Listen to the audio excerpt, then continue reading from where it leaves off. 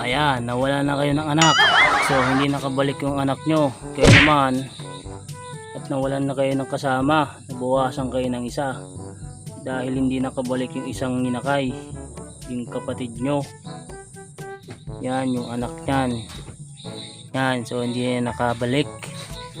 So sana lang alagaan siya ng kanyang bagong amo, ng kanyang magiging bagong amo. Ayan ang napapala ng hindi nagpapakain at nagpapa force fly. Hindi nyo kasi sinama yung ano yung kasama nyo kanina, hindi nyo sinama yung kinakapatid nyo kanina Ayan tuloy, di tuloy nakauwi. Dapat tinatid nyo dito para nakauwi.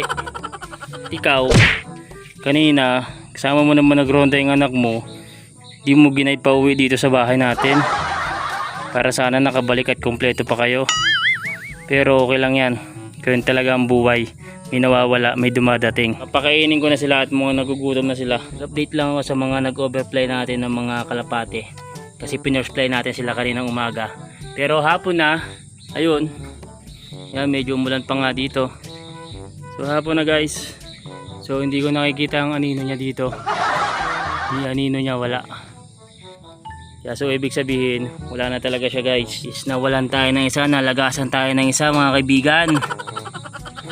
Nawalan kayo ng kasama, nag-overfly mag-isa. Siyang di nakabalik sa inyo. So kaya congratulations sa inyong lahat, sa inyong apat na nakabalik dito, congratulations. So nandito pa rin kayo sa poder ko at makakakain pa rin kayo ng maayos. Yan, kain kayo mga kaibigan ha. Sana kumain pa rin kayo ng marami at marami pa rin kayo makain. Alam ko nalulungkot kayo at nawalan kayo ng kasama. Alam ko nalulungkot kayo dahil nawalan kayo ng kasama, pero kailangan nyo lumaban para sa inyo. Para sa inyong mga sarili. Kaya kailangan nyo kumain ng marami at para magpalakas. Para sa mga susunod na magparonda tayo, meron namang isang mawawala. Sana maubos nyo yung hinain ko sa inyo, masarap yan.